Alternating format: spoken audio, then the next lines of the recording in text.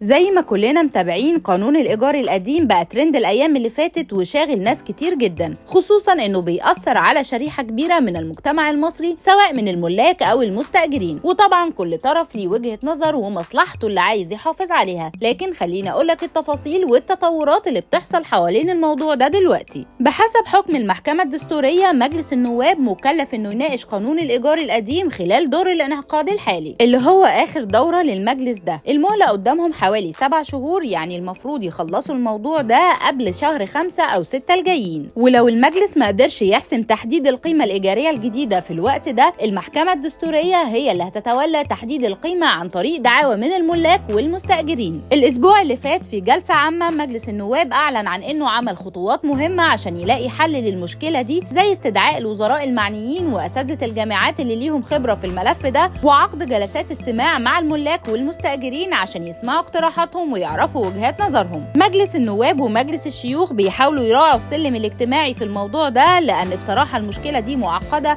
وكل طرف شايف نفسه عنده حق. الملاك بيقولوا إن الأجرة القديمة بقت مش منطقية بالمرة، والمستأجرين خايفين من أي زيادات تكون فوق طاقتهم. المحكمة الدستورية حددت إن الفقرة الأولى من المادتين 1 و2 في قانون 136 لسنة 1981 غير دستورية، خصوصا الجزء اللي بيقول إن الأجرة تفضل ثابتة. وبناء على ده، من المتوقع إن مجلس النواب يصدر قانون جديد قبل انتهاء دور الانعقاد الحالي، والقانون ده هيحدد ضوابط واضحة للقيمة الإيجارية، وهتكون فيه زيادات مرتبة لكن بدون ما يتم إلغاء العلاقة الإيجارية بين المالك والمستأجر بشكل كامل. البرلمان شغال حاليا على موازنة السنة المالية، وبعد كده هيكمل في موضوع الإيجار القديم عشان يطلع التعديلات بشكل منظم ومتماشي مع حكم المحكمة الدستورية. يعني لو البرلمان لحق يعمل التعديلات المطلوبة قبل انتهاء دور الانعقاد الحالي، الملاك هيشوفوا تحسن في قيمة الإيجار اللي بقت متجمدة بقالها سنين. وفي نفس الوقت المستأجرين مش هيكونوا تحت ضغط زيادة مفاجأة أو قرارات تخرجهم من بيوتهم،